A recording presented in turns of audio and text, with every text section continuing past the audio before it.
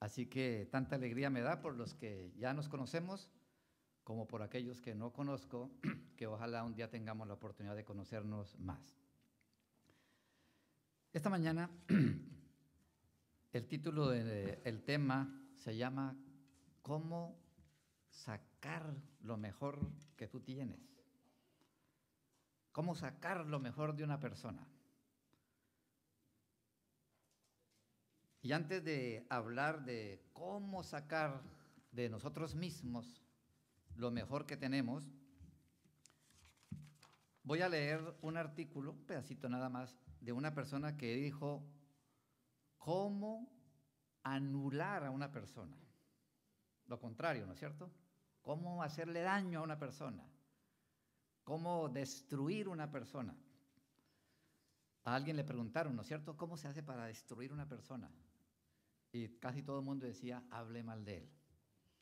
O sea, levántele chismes y calumnias y verá cómo lo acaba, ¿no es cierto? Generalmente en la iglesia, las personas que abandonan la iglesia porque no se sintieron que había amor en la iglesia y que eran hipócritas y que los otros hablaban de él. Dice, uy, hablaron a mis espaldas. Así que cuando las personas piensan que están hablando mal de uno y cuando uno se siente que lo están criticando y que por delante le dicen, ay, qué bonita estás, y por detrás le dicen, no, está muy gorda, es para que no diga nada, ¿no es cierto? Entonces la persona dice, ay, esa persona lo que me hizo, ¿no? Delante mío me dice qué bonito peinado y luego, uy, pareces una bruja, pero no le digan, ¿no? Porque hay que ser políticamente correctos. Esta persona que escribió cómo destruir a alguien dijo lo siguiente, si usted quiere destruir a alguien, regálele todo. Regálele la comida, la diversión y dele todo lo que pida. Así le evita usar todo el potencial que tiene. Así le evita sacar recursos que desconocía y así le evita desplegar su creatividad. Quien vive de lo regalado se anula como persona. Se vuelve perezoso, anquilosado, quiere decir como paralítico, y como un estanque de agua que por su inactividad se pudre. Así que si usted quiere destruir a alguien, a sus niños, a los jóvenes, dele todo. Pide un celular, dele el iPhone 6, ¿no es cierto? Ese es el último, ¿no es cierto? El 6. No le vaya a dar esos baratitos porque pobrecito lo acompleja, le causa un trauma psicológico. Si le va a regalar unos tenis para correr, para andar, no le vaya a dar esos de la tienda del dólar, lo va a acabar. Tiene que darles unos Nike, ¿no es cierto? Unos de esos de 150, $200, porque si no, acaba el pobre niño, ¿no es cierto? No le vaya a dar nada de segunda, porque pobrecito, ese niño usted le destruyó. Cómprele, ¿no es cierto?, lo último en iPad, ¿no?, los últimos electrónicos. Y siempre trate de darle todo. Y en la iglesia, dele todo. Para que se destruya una iglesia, para que destruya una persona, dele todo lo que pida. Nunca lo deje que se esfuerce. Nunca lo deje que sea creativo. Nunca lo deje, ¿no es cierto?, que utilice sus recursos. Así que es muy difícil que quien ha recibido todo algún día quiera convertirse en alguien útil para sí mismo. Hoy, ¿no es cierto?, queremos hablar totalmente lo contrario. El libro El Ministerio de Curación, escrito por Elena de White en la página 374. Aquí dice, ¿qué hace Dios cuando nos quiere sacar lo mejor a nosotros? Dice lo siguiente. Muchos que consagran sinceramente su vida al servicio de Dios se chasquean y se sorprenden al verse como nunca antes frente a obstáculos y asediados por pruebas y perplejidades. Piden a Dios un carácter semejante al de Cristo y actitudes para la obra del Señor y luego se hallan en circunstancias que parecen exponer todo el mal de su naturaleza. Les acontecen porque Dios los conduce. Y grábese esto en su mente. Las pruebas y los obstáculos son los métodos de disciplina que el Señor escoge y las condiciones que señala para el éxito. ¿Usted quiere ser exitoso en la vida? ¿Quiere triunfar? ¿Quiere salir adelante? ¿Quiere sacar todo lo bueno que usted tiene? Dice, ¿no es cierto?, esta escritora, las pruebas y los obstáculos son los métodos de Dios para que usted sea exitoso en la vida. Qué raro, ¿no es cierto? Deberían ser las bendiciones. Debería ser todo lo que Dios te bendiga. Eso debería ser lo que nos debería formar para el éxito. Pero aquí dice que no. Aquí dice que las pruebas y los obstáculos son los métodos que Dios escoge para que seamos exitosos. Hace algunos años, una jovencita de 14 años tuvo una niña por ahí en el sur de los Estados Unidos, en un área rural, pobre. No se sabía quién era el papá, una madre soltera. Y esa niñita, pues con una madre de 14 años y sin saber quién era el papá, el gobierno la mandó por aquí para el área de Milwaukee. Cuando esa niña tenía 9 años de edad, fue violada. No tuvo un papá, a dónde ir, a dónde acudir, no tuvo una mamá. Y cuando tenía 14 años esa niña, hija de la madre soltera, se embarazó, nació un bebé y al poquito tiempo de nacido el bebé murió. ¿Saben cómo se llama esa niña? Oprah Winfrey.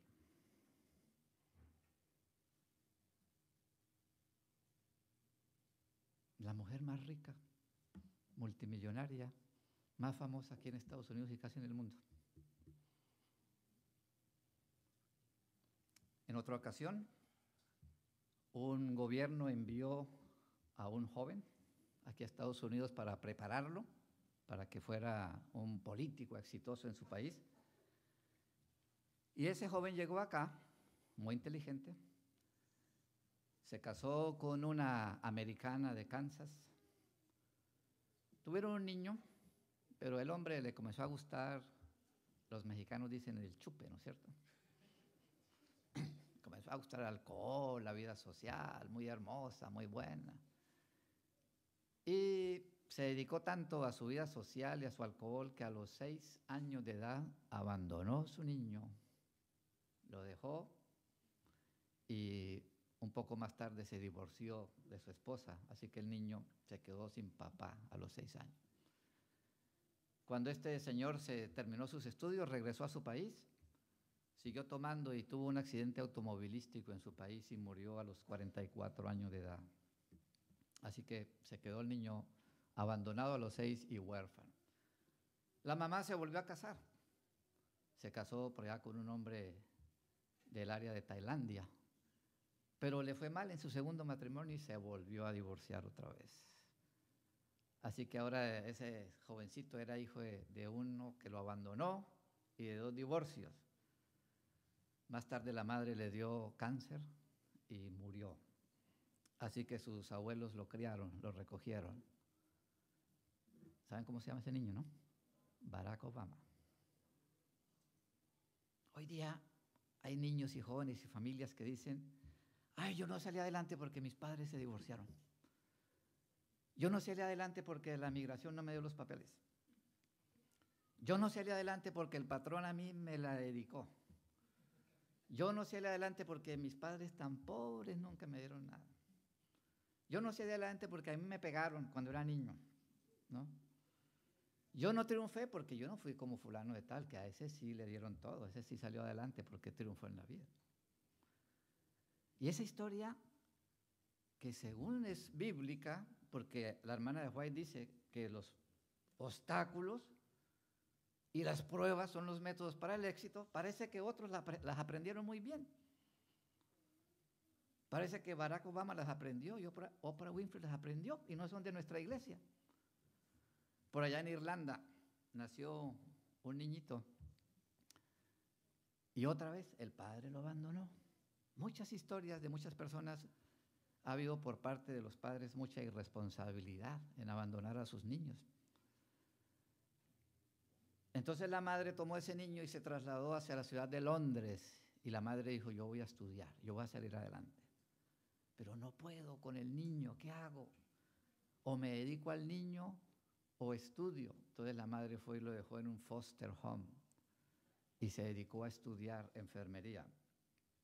Y esa madre luchó y luchó y luchó hasta que finalmente sacó su título de enfermera y fue al foster home y recogió su niño. Ese niño ahí en la escuela se reía, no tenía una mamá que lo defendiera, sí que menos un papá que lo defendiera. Y un día cuando ese niño miraba las obras de teatro y el cine, le llamó la atención mucho esas películas del Agente 007. Y él dijo un día, yo voy a hacer ese. Un día le dieron un papel para hacer algo en una película y él veía al famoso James Bond y todas esas mujeres bonitas con las que él andaba en las películas.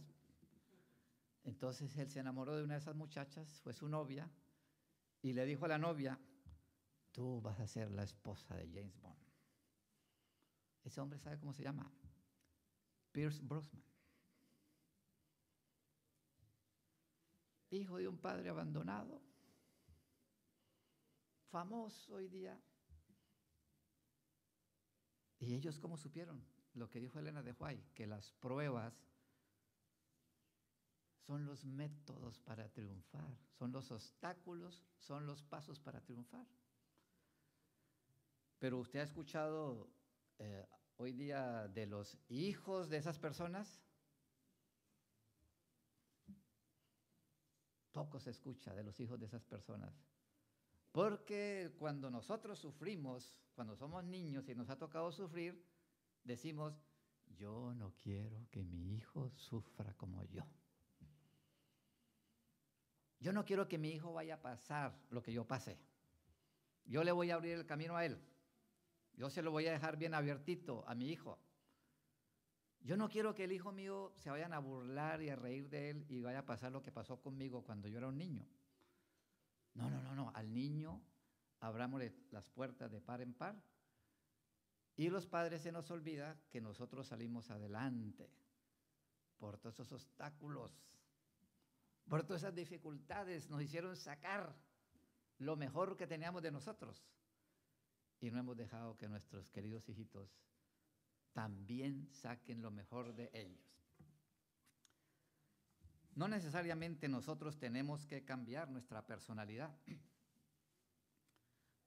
Más adelante vamos a ver, ¿no es cierto?, que las personas que el Señor atrajo hacia Él no cambiaron su personalidad. En otras palabras, si usted es una persona que le gustaba ser chismoso, pues ahora siga chismeando con el Evangelio, llévele ese chisme a otra persona. Si usted era una persona católica que se levantaba a las 5 de la mañana para ir a rezar a la Virgen, pues levántese a las 5 de la mañana para leer la Biblia. Si usted era un joven que le gustaba ir a las discotecas y trasnochar, pues trasnoche invitando a sus amigos a estudiar la palabra de Dios. No cambie su personalidad. Muchos quieren cambiar su personalidad para ser mejores. No, necesariamente no hay que cambiar. Hay que utilizar todo eso que usted tenía. Le gustaba llegar temprano en su trabajo, llegar temprano a su iglesia, llegar temprano a sus fiestas. Pues llegue temprano a la iglesia. Siga la misma personalidad. Siga lo mismo que estaba haciendo, pero ahora enfóquelo, ¿no es cierto?, hacia las cosas que realmente nos pueden servir.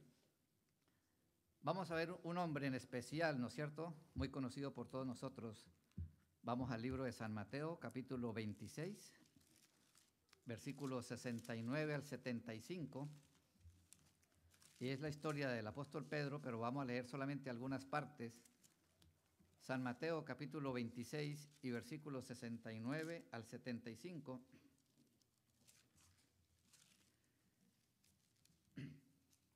Dice, Pedro estaba sentado fuera en el patio y se le acercó una criada y le dijo, tú también estabas con Jesús el Galileo. Pero él negó ante todos, diciendo, no sé lo que dices. Recuerden que antes él había dicho, Señor, mira, yo soy cristiano, yo soy de hueso colorado, a mí venga lo que venga, nada, ni el diablo, ni la muerte. Si hay que morir por ti, Señor, yo muero por ti. Y vino una criada y le dijo a la criada, no sé de qué está hablando usted, ¿no es cierto? Qué hipócrita este hombre. Delante de Cristo y delante de todos decir que él estaba dispuesto a todo por esa iglesia, y frente a una criada dijo, se equivocó, yo no soy esa persona, no sé de qué está hablando. Un hipócrita, ¿no es cierto? Al salir él a la puerta, otra criada lo vio y dijo a los que estaban allí, este también estaba con Jesús Nazareno. Dice, y de nuevo él negó, y esta vez, dice la Biblia, con un juramento. Y el mandamiento dice, no tomarás el nombre de Jehová tu Dios en vano, y mintió bajo juramento. Qué tremendo, ¿no? Este apóstol. Jurar por una mentira. Yo he conocido personas que han jurado poniendo la mano encima de la Biblia y están mintiendo. Y uno dice, qué mentiroso, ¿no? No solamente que dice la mentira, sino que pone la mano encima de la Biblia para que mostrar a los otros que está diciendo la verdad. Pero ¿para qué no vamos tan lejos? Si eso lo hizo un apóstol de Cristo. Eso lo hizo un apóstol del Señor. Uno de los seguidores hizo eso. Mintió bajo juramento. Hoy día nosotros, si una persona hiciera eso, no la dejábamos hablar aquí en público, ni le dejábamos tener una clase en la escuela sabática, ni nunca lo nombraríamos para un puesto en la iglesia. Porque ¿qué diríamos? No solamente es un mentiroso, miente con la Biblia en la mano. Versículo 73, un poco después llegaron los que estaban por allí y dijeron a Pedro, en verdad tú también eres de ellos, porque tu habla te delata. Entonces Pedro empezó a maldecir y a jurar, no conozco al hombre. Ahora sí se le salió todas las malas palabras del pescador. Todo el palabrerío mexicano y colombiano y americano, todas las malas palabras, porque las personas lo primero que aprenden de los idiomas es las malas palabras. Aquí sí la Biblia comenzó a maldecir. Y si usted hubiera estado mirando a ese hombre maldiciendo, echándose las palabras grandotas, y luego lo viera en la iglesia, ¿qué dirías? No, hipócrita. Yo lo vi allá, y yo lo vi maldiciendo. Y yo lo vi jurando en vano, en falso. Pero mira, la Sagrada Escritura, ¿no es cierto? No dice que el Señor lo rechazó por eso. No dice que lo borraron de la iglesia por eso. No dice que le quitaron el puesto por eso. Porque el Señor sabe que los errores que cometemos cuando pasamos por las pruebas es el método que Él tiene para sacar lo mejor de nosotros. Y para nosotros los errores de las personas son las caídas y son las que los hacen indignos. Y para el Señor los errores que cometen las personas es la base de que más adelante van a triunfar. Qué diferente manera de cómo ver los errores y los defectos. Qué manera diferente de cómo ver a las personas cuando pasan por pruebas y dificultades y fallas. Para unos, adiós, usted nunca podrá estar aquí en esta iglesia predicando por lo que hizo. Para el Señor, dice, no, déjame sacarle lo mejor que Él tiene. Ese hipócrita, ese que maldijo en voz alta y juró en falso y en vano, después vamos a ver lo que el Señor vio que Él podía hacer. Este apóstol Pedro, dice el versículo de San Juan, capítulo 18 y versículo 10, San Juan 18, 10.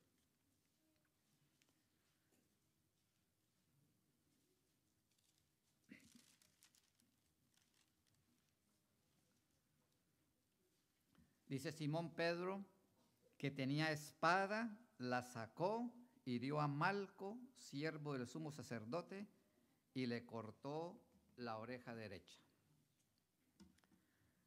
Algunos dicen, bueno, es que Pedro todavía no estaba convertido. 3 años y medio andando con Cristo. subió al monte de la transfiguración y vio al Señor transfigurado. Y todavía 3 años y medio después de escuchar al Señor, estar al lado de Él, todavía cargaba su arma. Todavía cargaba su AK-47 de ese tiempo, ¿no es cierto? Su pistola, ¿no es cierto? Dice, esto es por si acaso, ¿no? Esto no es para atacar, esto es para defenderme en caso, ¿no es cierto?, que sea necesario. Y la Biblia dice que sacó la espada. Y no, hermanos, no seamos tontos. Qué bonito que habla la Biblia. Él no dijo, a ver, Señor, voltee la cabeza que le quiero cortar la oreja. Quiero apuntarle bien a cortar la oreja. No, ese hombre tiró a quitarle la cabeza. Ese tiró fue a la cabeza, ¿no es cierto? Yo le pregunté una vez a un amigo policía, le dije, ¿ustedes por qué siempre le disparan a las personas al pecho? Un ladrón corre, alguien, ¿por qué no le disparan a la rodilla para tumbarlo? ¿Cierto? ¿No es más lógico? Él dijo, cuando usted está en peligro, usted no dice, a ver, la rodilla, la rodilla, la rodilla, ¿cierto? En lo que está diciendo la rodilla, ya lo mataron a usted. No, vamos a pegarle en el dedito ahí para que no disparar el dedo.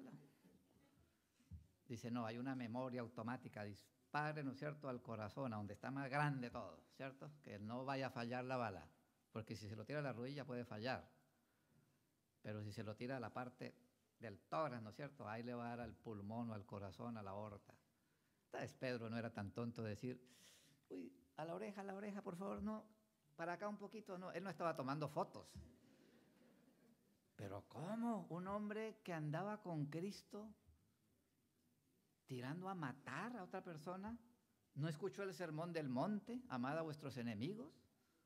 ¿No vio cómo Jesús practicaba? ¿No vio la vida, las enseñanzas de Cristo? Y sin embargo, él tiró a asesinar a una persona, quiso matar a una persona en su defensa y en defensa del Señor. San Mateo capítulo 14, versículo 22 al 33. San Mateo 14, 22 y 33 dice, enseguida Jesús obligó a sus discípulos a entrar en la barca e ir delante de él a la otra orilla del lago mientras él despedía a la multitud. Y despedida la gente, subió al monte a orar a solas y al anochecer estaba allí solo. La barca estaba ya en medio del mar, azotada por las ondas, porque el viento era contrario. A la 4ª vela de la noche, Jesús fue a ellos caminando sobre el mar, y al verlo andar sobre el mar, los discípulos se turbaron y asustados gritaron, ¡fantasma! Pero enseguida Jesús le dijo, ánimo, soy yo, no temáis.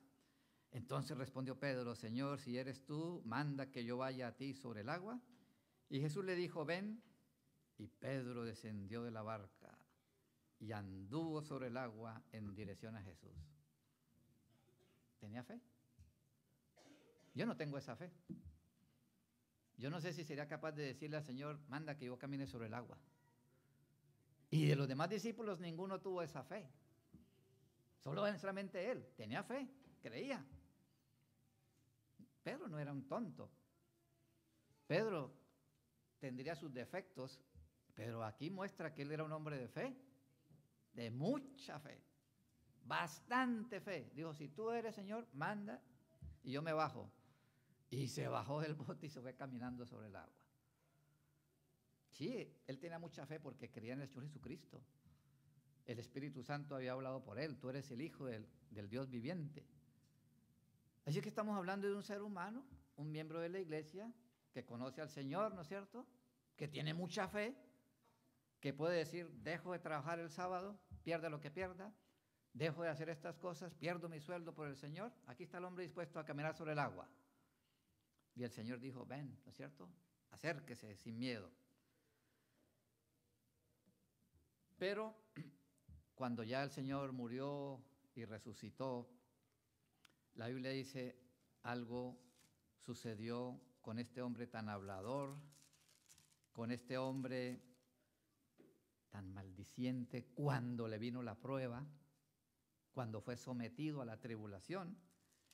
Y dice Hechos capítulo 2 y versículo 14, Entonces Pedro se puso de pie con los 11 y levantó su voz y le dijo: judíos y habitantes de Jerusalén, prestad atención y que esto sea claro.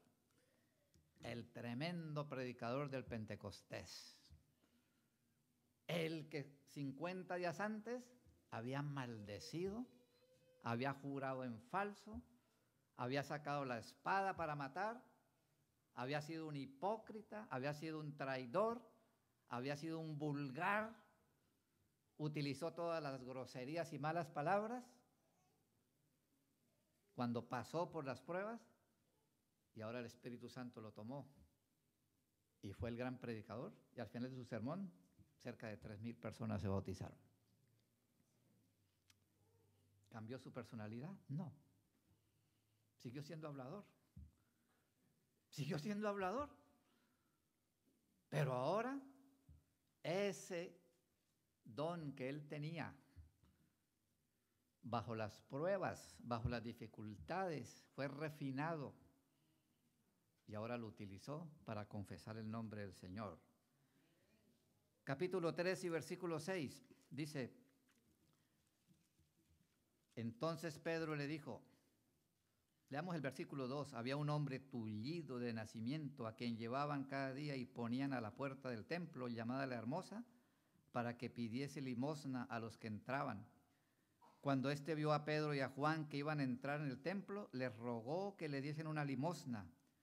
Junto con Juan, Pedro fijó los ojos y le dijo: míranos. Y él estuvo atento, esperando recibir algo de ellos.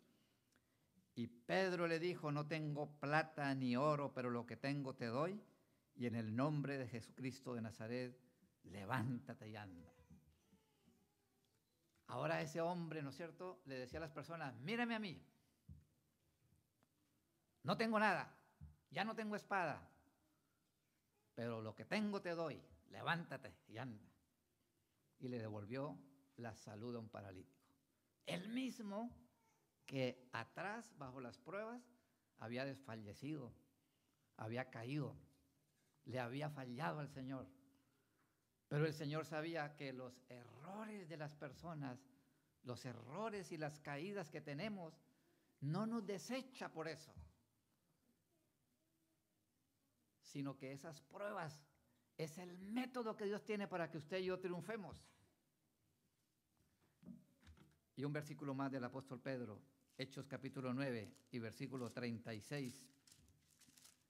Dice Hechos capítulo 9 y versículo 36 en adelante: entonces había en Jope una discípula llamada Tabita, que quiere decir Dorcas, rica en buenas obras y limosnas que hacía. En esos días se enfermó y murió. Después de lavarla, la pusieron en una sala, y como Lida estaba cerca de Jope, los discípulos, al saber que Pedro estaba allí, le enviaron 2 hombres a rogarle: no tardes en venir hasta nosotros.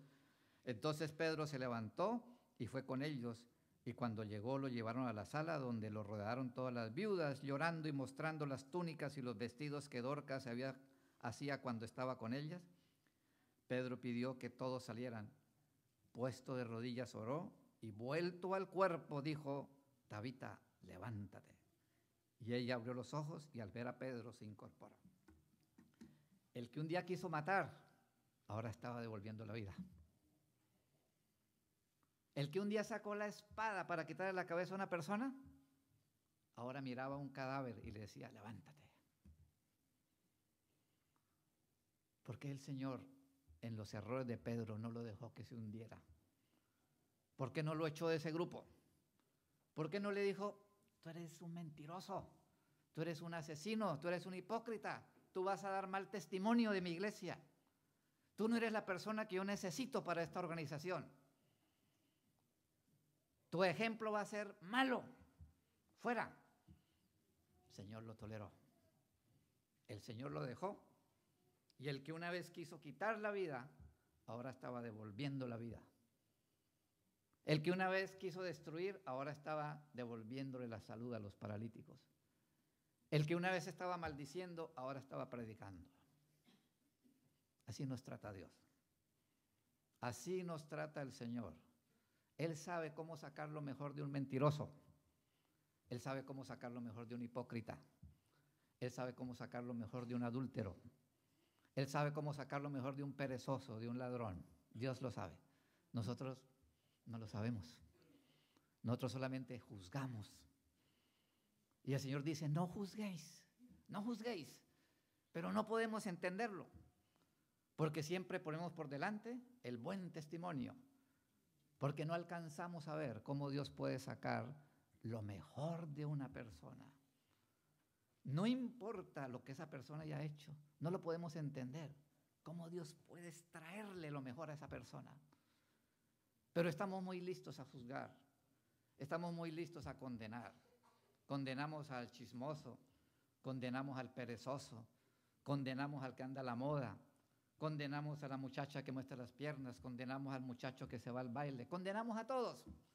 Y queremos rodearnos solamente de personas buenas que no hagan nada malo. Queremos solamente llenarnos de un grupito de personas que no vayan a cometer un error porque qué mal testimonio para Cristo. Yo le dije a un hermano que se acaba de salir de la iglesia, le dije, hermano, si Cristo te hubiera llamado en ese tiempo y tú hubieras visto la incredulidad de Tomás y tú hubieras visto la hipocresía de Pedro y tú hubieras visto el materialismo de Judas, nunca se hubiera unido a Cristo. Nunca se hubiera unido a Cristo. ¿Y qué pérdida hubiera sido para ti? Y no sé cuántos de nosotros, si el Señor nos hubiera llamado en ese tiempo y hubiéramos visto a ese maldiciente, a ese mal hablado, a ese vulgar, a ese que intentó cometer un asesinato, ¿cuántos hubiéramos aceptado el llamado de Cristo?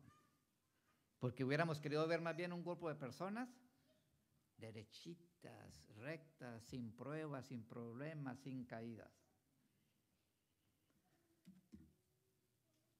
El Señor tiene un propósito cuando dice que nos pasa por las pruebas y las tribulaciones, aunque nos salgan nuestros errores, aunque nos salgan nuestros defectos. El texto bíblico que leímos en esta mañana, Primera de Pedro, capítulo 4 y versículos 12 y 13.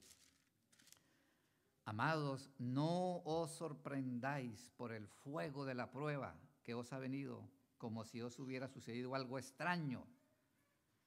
Antes, gozaos de ser participantes de las aflicciones de Cristo, para que también os gocéis en la revelación de su gloria. El Evangelio del Señor Jesucristo es algo diferente, que todos no lo podemos entender, pero hay personas que no han leído la Biblia y lo han entendido. Aquí dice, gócese cuando usted está sufriendo. Alégrese cuando le va mal.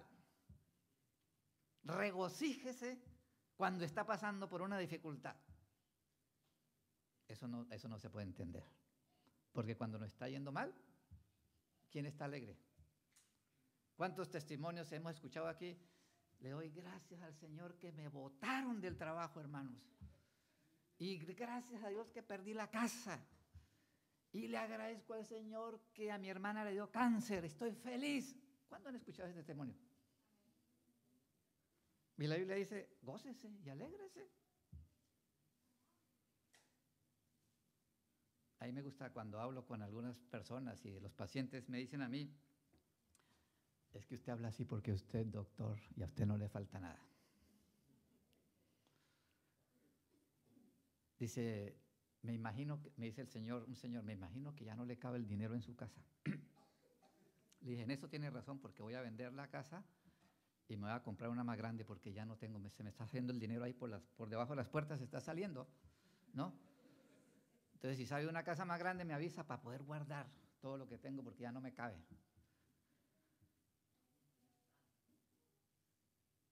Y a veces cuando le suelto un poquito, ¿no es cierto?, de mi vida privada y le digo, mire, señor,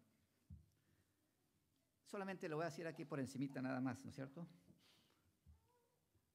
La hijita mía a los 7 años perdió un ojo en un accidente y tuve que vivir toda la vida hasta el día de hoy. Y hace como una semana finalmente le sacaron el ojo a la hija mía, una operación porque ya definitivamente se perdió. Ella ahora tiene 36 años de edad Así que por 30 años la hija mía tuvo que estar sufriendo de dolor en su ojo, sin poder ver.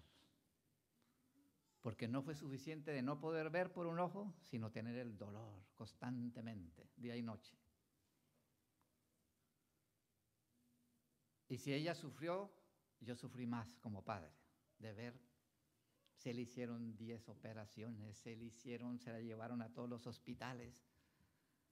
Hasta que un día le dije a la hija mía, ¿sabes qué? Mira, es el designio de Dios que tú hayas perdido el ojo y que sufras. Y no vamos a cambiar el plan ni el designio de Dios. Porque la clase de persona que tú eres ahora está muy por encima de muchas otras personas.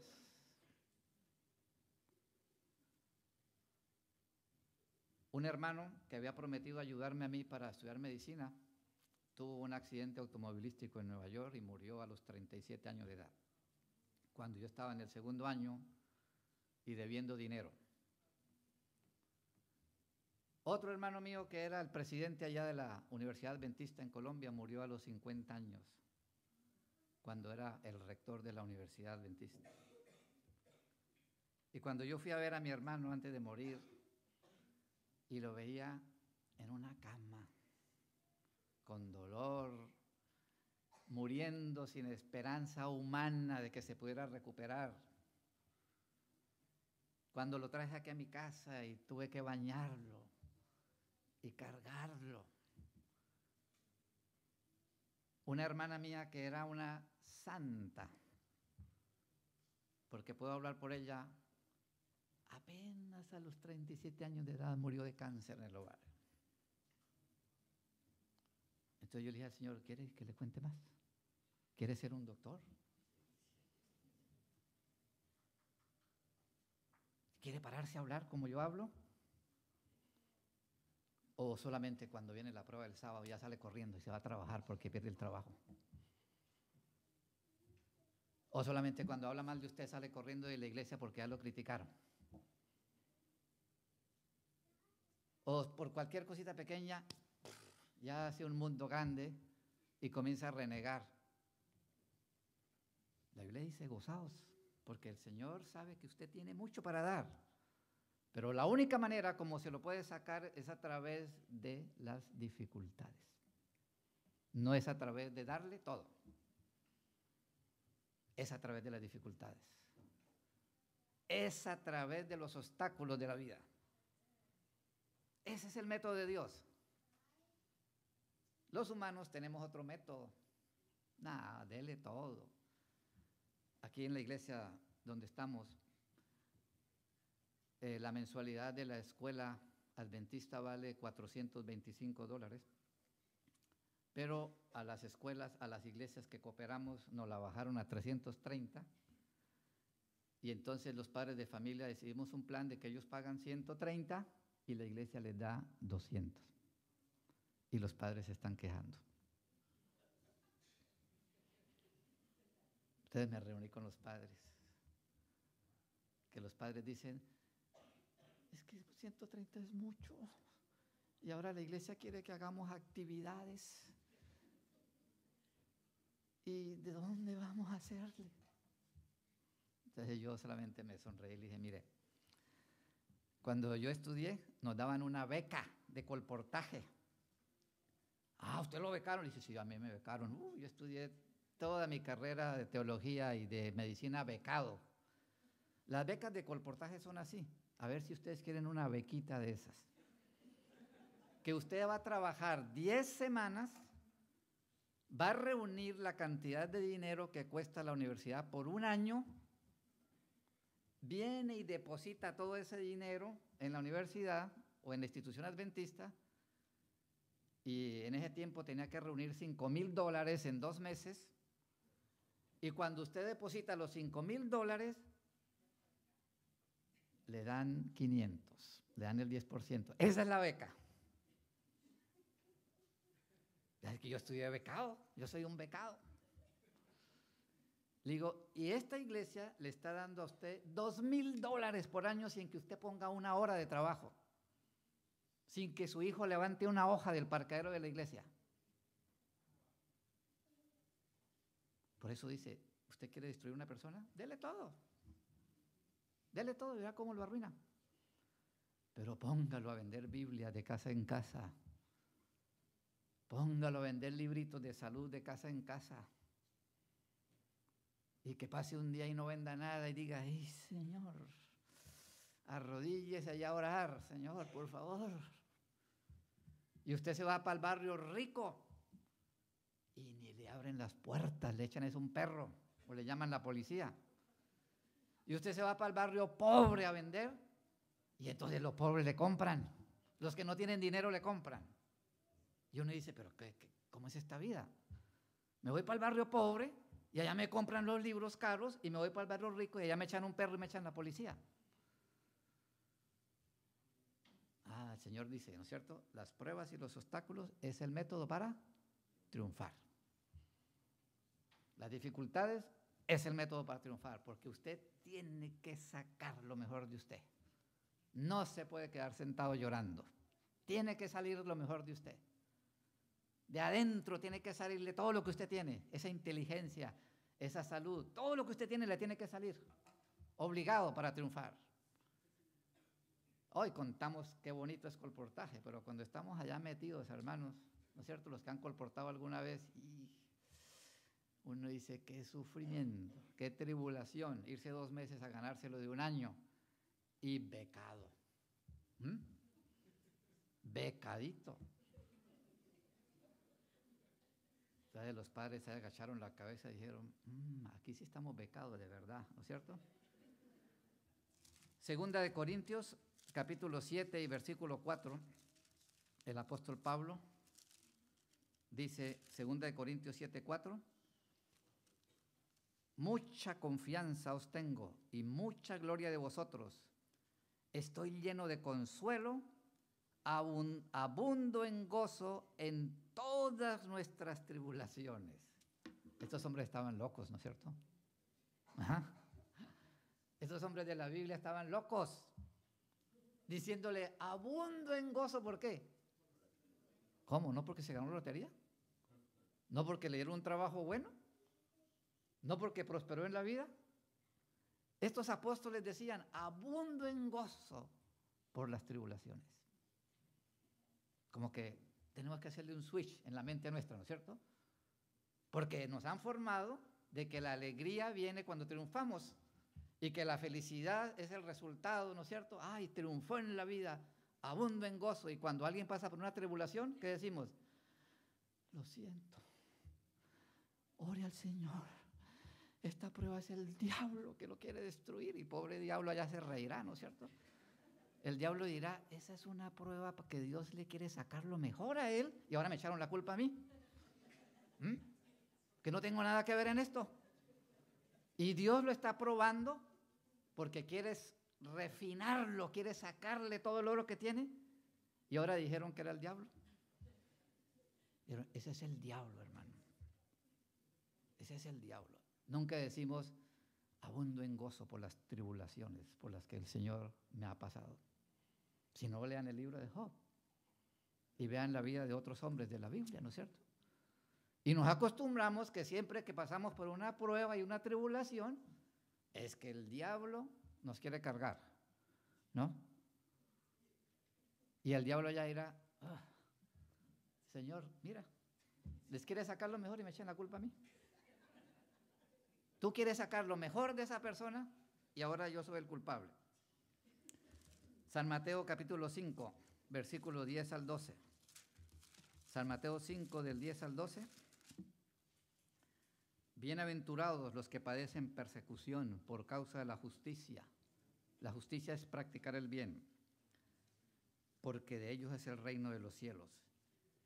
Bienaventurados sois cuando os insulten y persigan y digan de vosotros todo mal por mi causa mintiendo.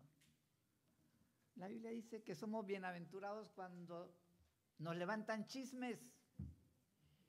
La Biblia dice que somos bienaventurados cuando nos calumnian. La Biblia dice que somos bienaventurados cuando nos vituperan. ¿Y nosotros qué decimos? Ese es el diablo. ese hermano lo que estaba diciendo de mí, esa calumnia que me levantó, lo que dijo de mi hijo o de mi hija, lo que dijo de mi esposo o de mi esposa. Y Jesús dijo, bienaventurados cuando hablen mal de vosotros mintiendo. Ese era un mensaje revolucionario del Señor. Porque en Estados Unidos, si le levantan una calumnia, ¿usted qué hace? Vamos a la corte. Allá arreglamos ese problemita, ¿no es cierto? Aquí lo traigo por calumniador. Y la Biblia dice, no, hermano, no lo lleve a la corte. Alégrese. Bienaventurado cuando lo calumnien. Pero dicen, no. Ustedes que no saben con quién se metieron. Yo no soy así, eso es una calumnia. Pero nosotros leemos el Evangelio y parece que la cultura, ¿no es cierto?, de este mundo nos arrastra más fuerte porque no podemos aceptar esto. Lo leemos y decimos tan bonito que es, pero no lo podemos aceptar y no lo podemos vivir. Mis apreciados hermanos, hoy esperamos que los que están pasando por alguna dificultad. Déjeme decirle algo, hermano. Déjeme decirle algo. Algunos de nuestros hermanos fallan en la observancia del sábado. ¿No? Ellos dicen, no, es que si no voy a trabajar el sábado, pierdo el trabajo. Entonces, allá hay un hermano que trabaja en McDonald's y lleva 5 años trabajando en McDonald's y no quiere perder el trabajo por el sábado. Él dice, yo prefiero estar aquí con mis hamburguesas los sábados en vez de ir a recibir la palabra de Dios y que Dios me tiene preparado algo mejor. Le da miedo perder el trabajo de McDonald's. Tiene temor. Y yo le digo, hermano, ¿pierde ese trabajo? Usted pase por la prueba, disfrute la vida, conviértase en un dueño de McDonald's. No siga haciendo hamburguesas allá por violar el día del Señor. Pero la persona tiene miedo de la tribulación, tiene miedo de la prueba, no quiere perder. Así sea que le paguen 5 o 8 horas la hora, no lo quiere perder. Se aferra y se agarra y el Señor le dice, tengo algo mejor para ti. Pero tienes que pasar por la prueba, no se lo voy a dar gratis. Tus padres te dan gratis todo a ti. Yo no, porque yo quiero sacar lo mejor de ti. Yo quiero que tú llegues a triunfar, que tengas éxito. Tus papás tienen un método equivocado. El método mío, dice el Señor, es pasarlo por la prueba, por la tribulación. Hacerlo sufrir. Para que vea el gozo del triunfo. Para que disfrute la vida. Pero esa persona no quiere soltarse, ¿no es cierto? No se quiere soltar por nada del mundo. Hace 4 años, cuando yo cumplí la belleza de 60 años, yo dije, yo les he contado a ustedes, pero les voy a repetir para los que no me han oído. Yo dije, de aquí en adelante, bueno, déjenme explicarles, ¿no es cierto?, que la tercera edad comienza a los 60 años, ¿no es cierto? Entonces, de 60 a 70 somos los niños de la tercera edad, ¿ok? De 70 a 80 son los adolescentes de la tercera edad. De 80 a 90, los más maduros de la tercera edad. Y de 90 para arriba son los viejitos de la tercera edad. Así que yo soy un niño, ¿no? Un niño de la tercera edad. Entonces, cuando yo entré, ¿no es cierto?, a esa tercera edad, dije, Señor, no voy a repetir mi vida. Lo que yo predico lo voy a vivir, lo voy a practicar. No quiero ser una persona que repita lo mismo y que esté contando lo que me pasó hace 30 años. Y que le diga, hermanos, cuando yo era joven y bello, a los 30 años yo hacía maravillas. Y ustedes me hubieran visto. Es que ahora la gente no me coopera. Es que ahora las iglesias están muy frías. Es que ahora es diferente. Y eso nos gloriamos en contar los triunfos cuando teníamos 20 y 30 años. Y vivimos de esos laureles del pasado. Y nos emocionamos. Ustedes hubieran visto, hermanos, lo que yo hacía en ese tiempo. Y ahora, bueno, es que la vida viene, ¿no? Y ahí vienen los años, y los años le van haciendo mella a uno, ¿no es cierto? Entonces, el 9 de octubre del año 2011, me quedé en la casa del hermano Espinosa, el doctor Espinosa, esa noche, y a las 5 de la mañana arranqué para la ciudad de Chicago a correr mi primera maratón.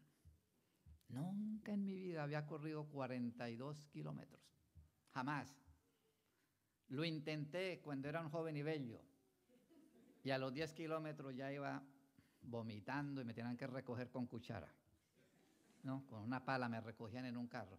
Y yo dije, no, esto no es para mí, hay otros deportes, ¿eh? Pero un día dije, a ver, ¿por qué no se puede intentar otra vez? ¿A los 60? ¿Ah? A los 60 no lo hizo a los 30 y ahora viene a los 60 ya un viejito. Pero corrí ese día esa maratón. Y corrí 4 horas, como 4 horas 25 minutos. Fue muy bueno para un viejito. Para un niño, al niño de la tercera edad. Y desde ese día comencé a correr. Me acuerdo de la película de Forrest Gump, ¿no? Corriendo y corriendo. Y cuando un día me puse a mirar todas estas medallas, desde ese día, he corrido el equivalente de la distancia de Nueva York a Los Ángeles en estos 4 años. He corrido más de 4.000 millas en entrenamientos y en carreras. Y la última que corrí fue ahora, hace 15 días, octubre 12. Y más viejo, ahora corrí en 3 horas 56 minutos. Así que hice los cálculos, dije yo, oye, estoy mejorando. Por allá cuando llegue a 80 voy a ganar. Si sigo como voy, ¿no es cierto? Si sigo como voy, me espera, ¿no es cierto?, una victoria a los 80. Así que en estas medallas están las calles de Roma, están las calles de Australia, están las calles de Viena, están las calles de Florida. Con solo mirarlas digo yo, ay, lo que tenemos los seres humanos y no sabemos. Yo no sabía que tenía eso. Yo no lo sabía que tenía eso. Hoy no me duelen las rodillas, no me duele la espalda. Hasta un día dije, voy a ver si pierdo 10 libras. Rapidito las perdí. Y dije yo, hoy los seres humanos tenemos tanto ahí guardadito, ahí encerrado. Pero cuando llega el calor, decimos, está muy caliente. Y cuando llega el frío, está muy frío. Y cuando llega el otoño, está haciendo mucho viento. Entonces, para cada cosa tenemos una excusa. Cuando estamos solteros, es que uno soltero tiene que trabajar mucho. Y casado, es que los niños, ¿quién nos va a cuidar? Y cuando no tenemos trabajo, es que estoy buscando trabajo. Y cuando tengo trabajo, es que el trabajo no me deja. Siempre. Y no sabes lo que tienes. Tú no sabes lo que tienes, mi querido hermano. Tú no sabes todo lo que tiene por dentro, en su mente, en su cuerpo. Y deja que se te oxide el cuerpo, deja que se te oxide la mente porque no sabes lo que tienes. Usted dice, no, ese hermano es especial. Usted es especial y usted no sabe lo especial que es. Porque usted no quiere pasar por el método de la disciplina y del sufrimiento. Usted lo quiere suave. Usted quiere así, ojalá que yo fuera así y un ángel me fuera llevando, ¿no es cierto? De nube en nube. Así yo correría una maratón, ¿no es cierto? Pero cuando estamos entrenando y está haciendo frío de 20 bajo cero, cuando se nos seca la lengua, cuando estamos por allá metidos en un bosque y me quedan todavía 10 millas para llegar, entonces uno aprende a visualizar el futuro. Uno aprende a mirar lo que otros no ven. Y uno dice, vamos al paso, que allá me espera una corona, me espera una medalla, me espera un triunfo. Siga, persevere. El Evangelio dice, el que perseverare hasta el fin, ese será salvo. No importa el obstáculo, no importa la dificultad. El Señor lo va a venir a rescatar cuando sea necesario. Él lo está mirando, Él lo está observando. El Señor estaba mirando a Pedro. Cuando Pedro echó maldiciones y cuando Pedro renegó, dice la Biblia, él volteó a mirar y Jesús lo estaba mirando. Él dijo, yo estoy contigo. No te preocupes por esas vulgaridades que dijiste. Yo estoy viendo algo que los demás no ven. Ojalá, mis hermanos, que no repitamos la vida placentera y la vida sin problemas. Comience a regocijarse cuando vengan las pruebas. Esfuércese. No repita. No diga lo mismo que hizo el año pasado. Ya lo voy a hacer porque ya al fin de cuentas yo ya estoy viejo, ¿cierto? Dice el libro de Filipenses, capítulo 3 y versículo 12 al 14. Filipenses 3, del 12 al 14. No que lo haya alcanzado ya, ni que ya sea perfecto, sino que prosigo por ver si alcanzo aquello para lo cual fui también alcanzado por Cristo Jesús. Hermanos, no considero haberlo ya alcanzado, pero una cosa hago, olvido lo que queda atrás, me extiendo a lo que está delante y prosigo a la meta, al premio al que Dios me ha llamado desde el cielo en Cristo Jesús. El Señor nos ha llamado a triunfar en esta vida. Él no va a quitar los problemas ni las tribulaciones para que usted triunfe. Él te va a poner más tribulaciones y más problemas para que triunfes. Ese es el método de Dios. Es un método seguro. Es un método donde uno tiene que aprender a mirar por fe al futuro. Es un método donde usted no mira el pasado, donde usted no mira lo que le pasó antes, donde usted no mira su origen. Es un método donde el Señor te abre los ojos a mirar cosas que otros no ven. Y regocíjese cuando el Señor lo pase por las pruebas y los obstáculos, porque Dios te quiere sacar lo mejor de ti. Y póngase triste cuando usted esté por ahí aburrido, quejándose y sin problemas y sin hacer nada y hablando mal de los demás. Dios quiera que en esta mañana podamos aceptar ese método que Dios tiene para nosotros y podamos triunfar en esta vida y un día encontrarnos en el reino de los cielos con el maestro que nos enseñó ese método.